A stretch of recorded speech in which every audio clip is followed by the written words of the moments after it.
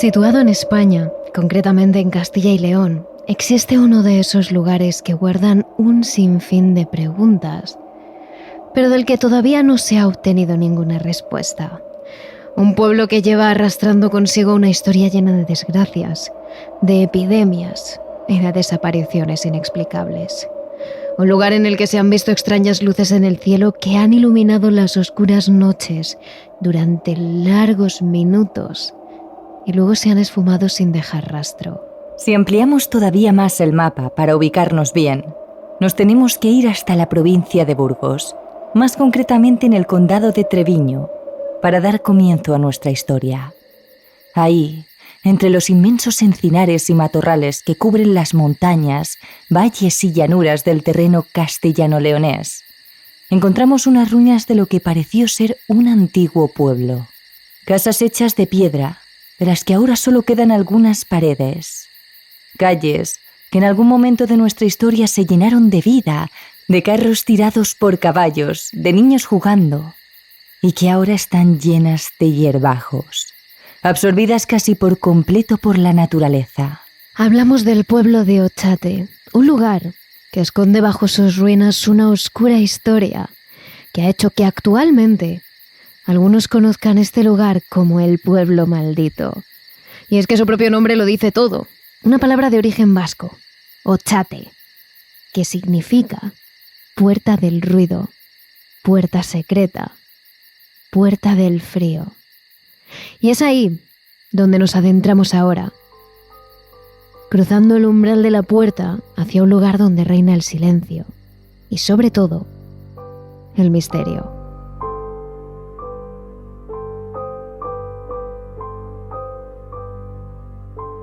Terrores nocturnos con Emma Entrena y Silvia Ortiz.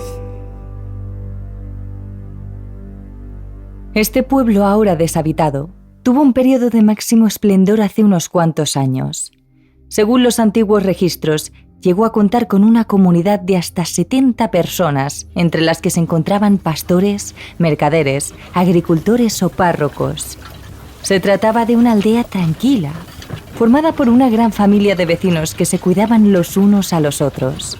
Cada poco tiempo por aquel pueblo pasaban carros dirigidos por personas de lugares cercanos, que llegaban a Ochate para hacer negocios, visitar a amigos o abrazar de nuevo a sus seres queridos. Al igual que el resto de aldeas colindantes, Ochate era un lugar en el que se respiraba calma y alegría. Y así lo hizo durante mucho tiempo, hasta mediados del siglo XIX, momento en el que comenzaría la historia que marcó a este territorio para siempre. Por aquel entonces, una de las principales razones de muerte eran, sin duda, las pandemias. Fuertes oleadas de enfermedades infecciosas que iban recorriendo pueblos, aldeas y ciudades sin descanso. Como otras muchas regiones, España durante el siglo XIX sufrió numerosos brotes de diversas enfermedades que atacaron fuertemente a una población que por aquel entonces era de unos 11 millones de habitantes y que se caracterizaba por tener una alta tasa de natalidad. En apenas unos años, la sociedad se vio fuertemente afectada, provocando una recesión económica que hizo necesario que se llevase a cabo un profundo cambio en la sanidad y en la higiene del país. Ante toda esta caótica situación, Ochate fue una de las miles de aldeas que sufrieron el duro golpe de las diversas oleadas de estas enfermedades. La primera ocurrió en 1860 y la protagonista en este caso fue la viruela.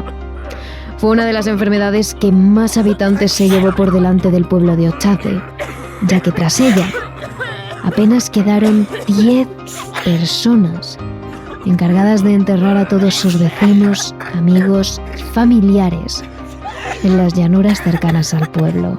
Pero por si esto fuera poco, apenas 4 años después, cuando el pueblo había crecido levemente en el número de habitantes, apareció el tifus, un brote de fiebre y escalofríos que atacó sin piedad a los pocos habitantes que quedaban y dejó a Ochate con un número tan reducido de personas que hasta se podían contar con los dedos de una mano.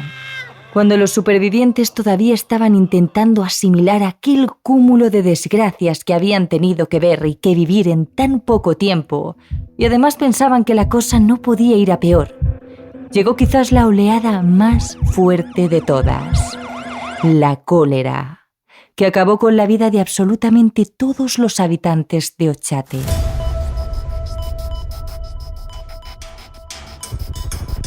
Menos de 10 años en los que las enfermedades acabaron completamente con aquella aldea. Podría tratarse de algo medianamente normal, que atacó sin piedad a todo el territorio español. Pero lo más sorprendente es que mientras las oleadas de enfermedades acababan con los habitantes de Ochate, las aldeas muy próximas a esta, incluso casi pegadas, no sufrieron apenas ninguno de aquellos horribles episodios. Mientras en Ochate solo se respiraba muerte, desesperación, dolor y enfermedad, en el resto de pueblos se vivía con total normalidad. Es aquí cuando empezaron los rumores. Lugareños que se reunían en las calles y en las tabernas y afirmaban que Ochate era un pueblo marcado por la desgracia, donde ahora, bajo sus matorrales y encinares, descansaban los cuerpos de los habitantes fallecidos. Aunque eso no quería decir que sus almas hiciesen lo mismo. Se decía que el espíritu de aquellas personas todavía merodeaba por las ruinas de la oscura aldea. Pero mientras la enfermedad parecía haberse instalado en Ochate, no todos los aldeanos fallecieron por su culpa. Hay unos pocos que directamente desaparecieron, sin dejar rastro, sin saber dónde acabaron. Ese es el caso de Antonio Villegas, uno de los pocos supervivientes de las 2 primeras plagas. Mientras Ochate estaba sumido en un profundo dolor, la fortuna de este párroco del pueblo continuó creciendo hasta convertirse en una de las personas con más riquezas de todas las aldeas burgalesas. Tras la devastación provocada por las pandemias, su dinero sirvió de mucho a la hora de reconstruir el pueblo. Y además de poner gran parte de sus riquezas en esta tarea, también él mismo se sumó a la reconstrucción de Ochate con sus propias manos. Sin embargo, una mañana de noviembre de 1868, de pronto desapareció. Un vecino que vivía muy cerca de la iglesia aseguró verle por última vez en la explanada que conducía hacia la parroquia. Pero una vez desapareció tras el muro, jamás nadie volvió a verle. Y lo curioso es que el obispado de Vitoria, del que dependía Antonio Villegas, le estuvo mandando el sueldo durante 40 años más, sin obtener ningún tipo de respuesta. Pero esta no fue la única desaparición de Ochate.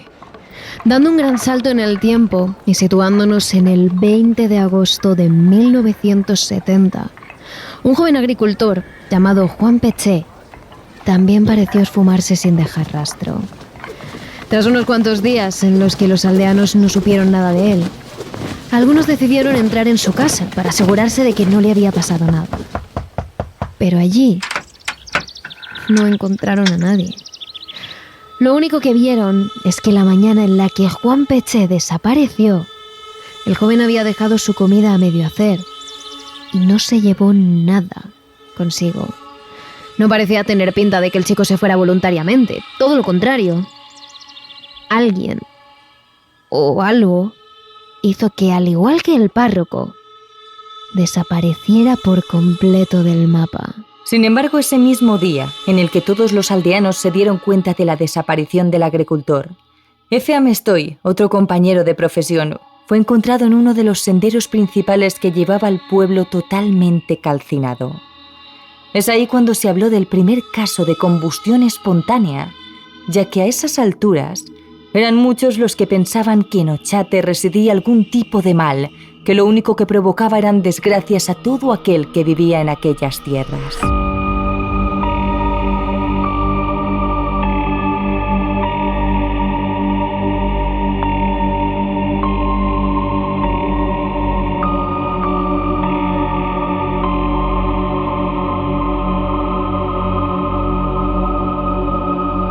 Con el paso del tiempo, y debido a las innumerables desgracias que habían ocurrido en aquel lugar, Ochate pasó a convertirse en un pueblo fantasma. Las pocas casas de piedra donde todavía vivían algunas personas se quedaron completamente vacías. Los pocos que tuvieron la oportunidad cogieron sus cosas y las cargaron en sus carros para buscarse una nueva vida y dejar aquella misteriosa aldea atrás. Cientos de años más tarde, la historia de Ochate continuaba recorriendo las calles de pueblos y ciudades cercanas. Los más curiosos, incluso, se han atrevido a acercarse a las ruinas para rememorar aquello que un día fue un gran lugar. Y grupos de investigadores especializados en lo paranormal no han dudado ni un segundo en coger todo su equipo y viajar hasta Ochate para descubrir si, tal y como cuentan los aldeanos, todavía existen presencias, energías y sombras que recorren el terreno de un lugar a otro. Y sorprendentemente, parece que sí, porque en Ochate, numerosos grupos de investigadores han conseguido captar psicofonías de gente que ha quedado atrapada en el pueblo.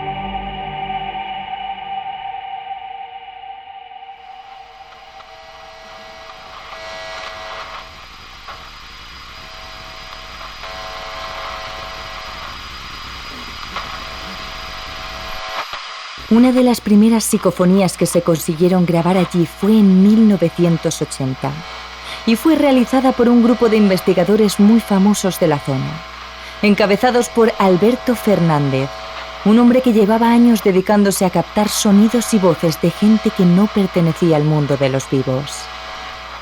Decidieron acercarse a Ochate cuando estaba atardeciendo y la luz dorada bañaba los valles y las ruinas del pueblo, del que no se oía nada más que el viento y los pájaros lejanos que regresaban a sus nidos. Instalaron todo el equipo y se dispusieron a pasar la noche allí, totalmente solos, con el objetivo de sentir, ver o escuchar las almas de aquellos que perdieron su vida en Ochate.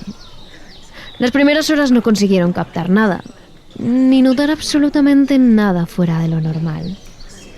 Pero según la oscuridad se iba apoderando del terreno, la sensación de no estar solos cada vez crecía más y más.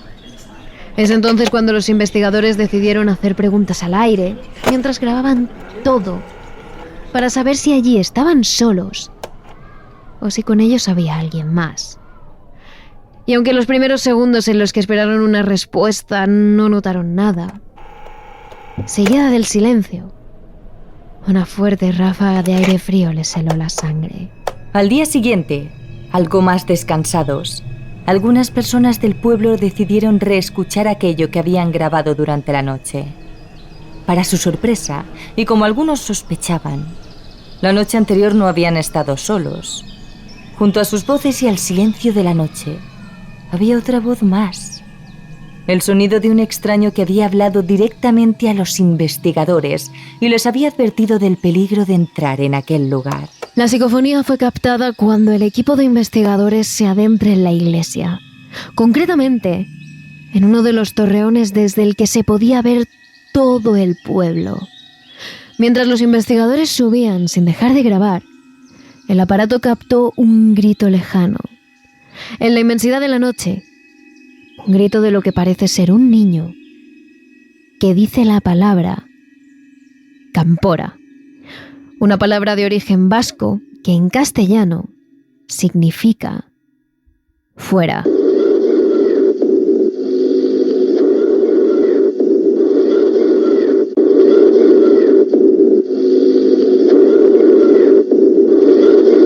Aunque esa noche no consiguieron captar más, los investigadores no se dieron por vencidos.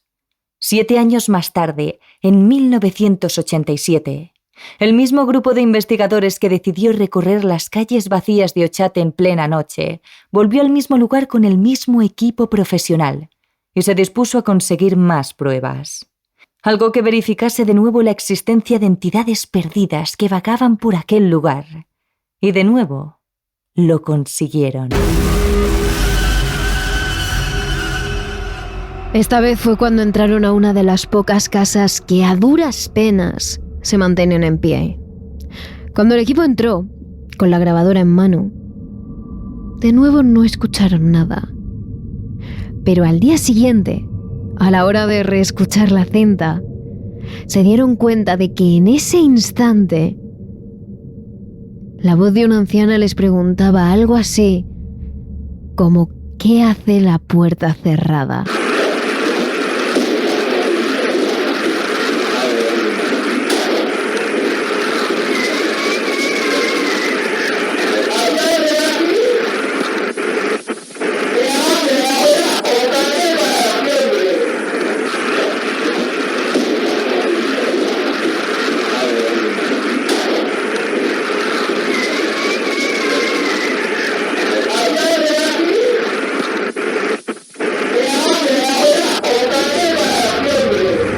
Sin embargo, la sorpresa de la grabación que captaron aquella noche no les duró mucho tiempo, porque horas más tarde, cuando todo el mundo dormía, el equipo se dio cuenta de que Alberto Fernández llevaba horas sin aparecer.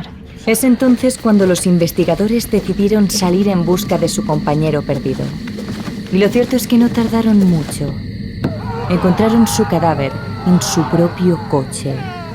Al parecer hacía pocas horas que había muerto asfixiado y desgraciadamente jamás se supo cómo sucedió aquello.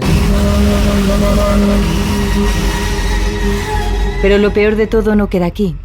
Años más tarde, cuando el equipo se atrevió a dar más detalles de lo sucedido, algunos dijeron que llegaron a ver otra vez más el rostro de su compañero fallecido. Sucedió la tercera y última vez que algunos de los investigadores decidieron acercarse a la torre del pueblo, justo en el cobertizo. Cuando abrieron la puerta de madera, al fondo de la sala, vieron un hueco en la pared que parecía el perfil de una cara. Un rostro con nariz aguileña y barba, que rápidamente algunos reconocieron como su difunto compañero, Alberto Fernández. Pero no solo este grupo de investigadores ha conseguido captar voces en aquel pueblo lleno de misterio.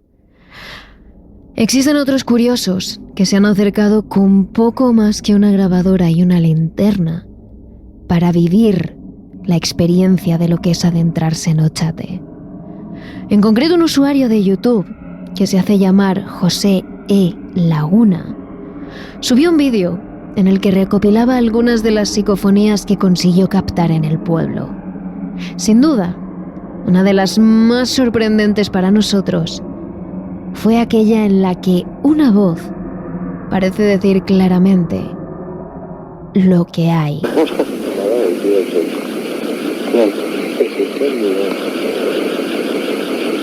No se me apuña nada. No me veas, pues se le está cantando, tío. Jarra. No me veas, pues se le está cantando, tío. Jarra. Pero la cosa no queda aquí. En el programa de misterio llamado Mundo Insólito Radio, donde también hablaron de este tema, enseñaron dos psicofonías de lo más impactantes. En la primera se escucha una voz que parece preguntar ¿quién vive aquí?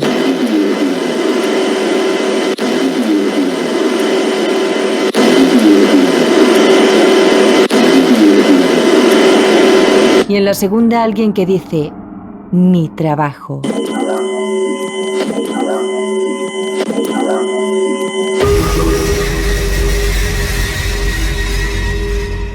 Pero las epidemias, las desapariciones y las psicofonías no son los únicos sucesos escalofriantes que han recorrido el pueblo de Ochate. Desde hace mucho tiempo, las personas que viven en pueblos cercanos a este, y gente que ha venido desde muy lejos hasta allí, han asegurado ver luces en el cielo, en forma de platillo, que parecen visitar la aldea muy a menudo. No es algo que solo hayan visto las actuales generaciones que viven cerca de la zona. Realmente, llevan escuchando historias similares desde que sus abuelos se hacían cargo de ellos, cuando apenas eran unos críos. En 1945, el testimonio de un hombre llamado Víctor Moraza hizo saltar las alarmas de muchos vecinos de la zona, que anteriormente ya habían presenciado algo similar. Una tarde, mientras Víctor paseaba por la zona, ya que él vivía en un pueblo cercano llamado Imiruri, se topó con una intensa luz en el cielo que le cegó durante unos segundos.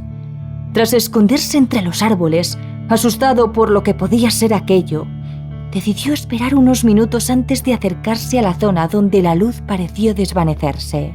Una vez lo hizo, se encontró con un agujero inmenso y humeante en el suelo, del que sacó un medallón hecho de un material totalmente desconocido. Parecía un medallón de forma ovalada, con los bordes dorados y en medio, hecho de algo parecido al marfil, la figura de una mujer, que algunos dicen que se trata de la figura de la mismísima Virgen.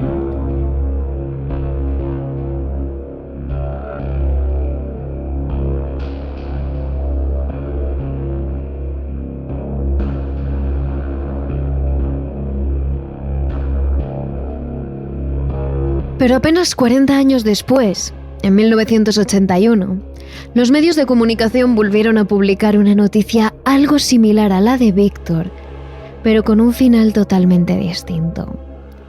Resulta que la noche del 24 de junio, Prudencio Muguruza, un empleado de un banco de la capital alavesa, se fue a pasear con su perro por los alrededores del pueblo. Había oído cientos de veces hablar del pueblo de Ochate, del misterio que guardaba bajo sus ruinas, de las oscuras historias ocurridas en aquel lugar. Pero él nunca se había acercado a la zona simplemente porque aquel tema nunca le había llamado especialmente la atención.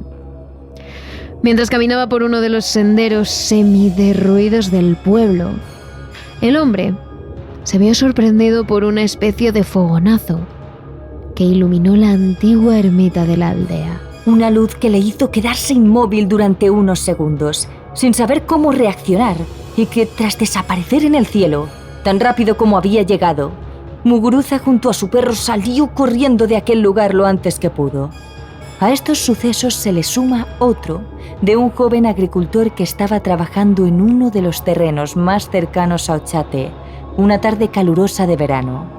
El hombre vio como del cielo aparecía una luz intensa, que iluminaba todo a su paso y que le hizo quedarse totalmente petrificado. Hasta que su hermano tiempo después no fue a verle para saber qué es lo que había ocurrido. El agricultor no pudo salir de ese estado de congelación en el que parecía haberse quedado tras ver aquella luz tan intensa en el cielo. Lo cierto es que estas historias, como bien hemos dicho, no son las únicas que se cuentan sobre luces o incluso seres extraños que se han visto caminar por los alrededores de Ochate. Un pueblo que parece albergar entre sus ruinas todo un mundo lleno de misterio, de fantasmas, de desapariciones sin explicación alguna, y de luces y seres extraños en el cielo que de vez en cuando sorprenden a algún que otro caminante de la zona.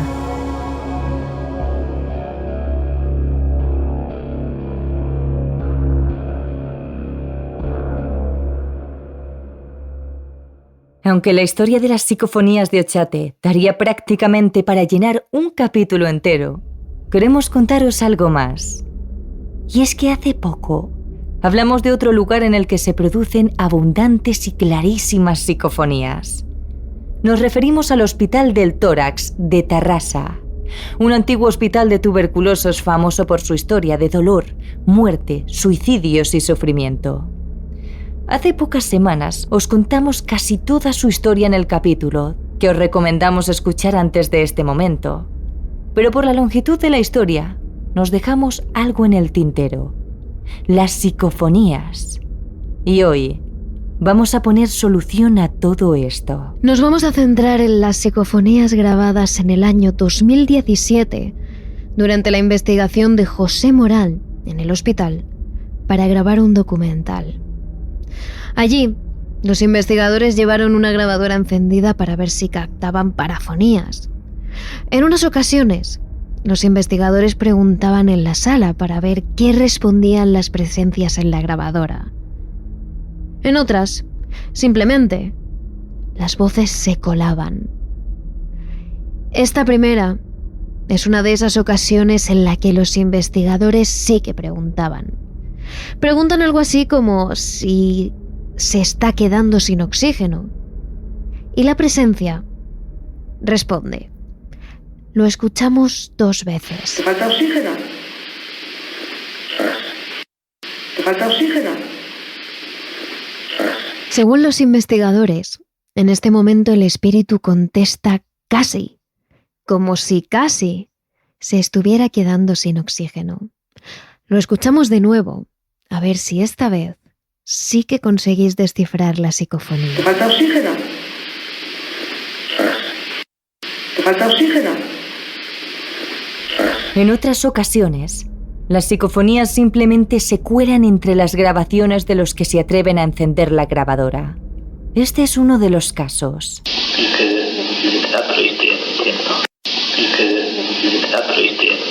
En este caso, se supone que lo que podemos escuchar en la cinta es que él no sé si tendrá previsto ir al infierno. Por lo menos las 2 últimas palabras se escuchan con una relativa claridad. Prestad atención.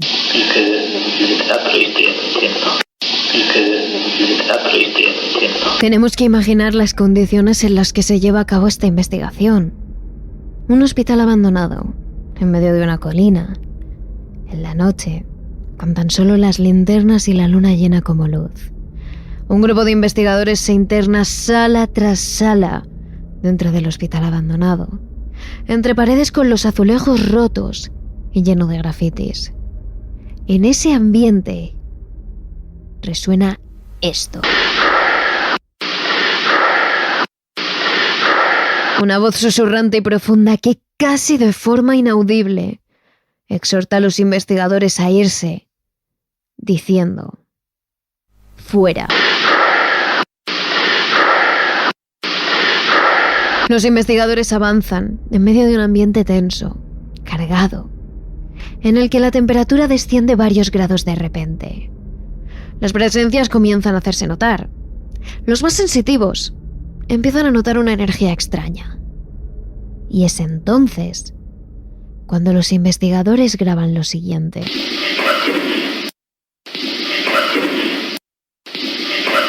En este audio se puede escuchar como una voz masculina se reafirma y les dice a los exploradores: estoy aquí.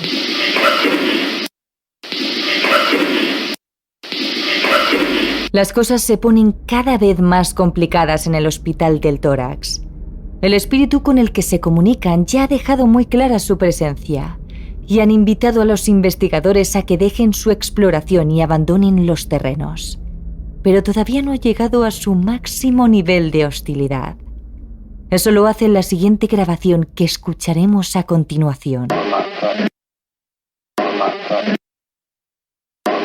En este pequeño audio, la presencia manda una amenaza clarísima a la mujer del equipo.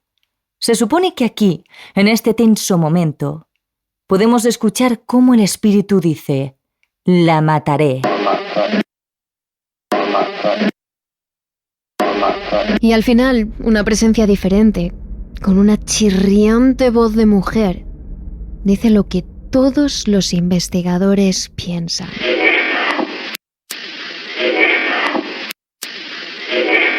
Lo que escuchamos en este audio es: ¡qué miedo!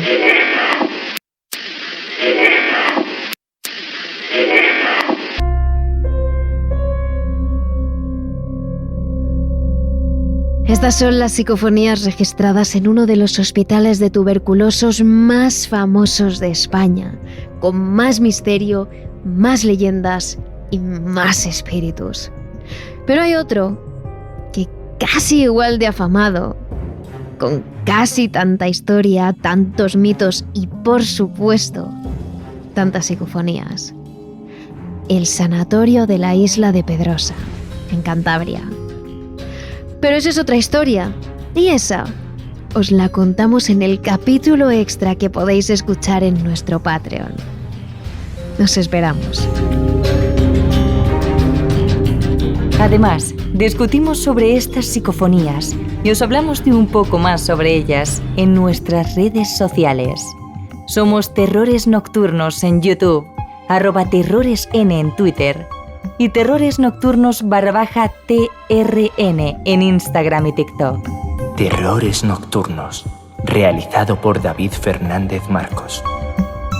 Y aquí termina el vídeo de YouTube, aunque esta es solo una parte. Si quieres escuchar el programa completo, visita nuestro podcast Terrores Nocturnos en Spotify, Google Podcasts, Apple Podcasts, iVoox o Spreaker. Disfruta de una buena dosis de misterio cada martes y si te quedas con ganas de más, conviértete en mecenas de Patreon para poder escuchar otro capítulo extra cada semana. Además de disfrutar de otras ventajas como directos, la elección de los temas de los que hablaremos, noticias anticipadas e ilustraciones exclusivas. Entra en la página de Patreon de Terrores Nocturnos y únete a esta gran familia de mecenas. ¿A qué esperas?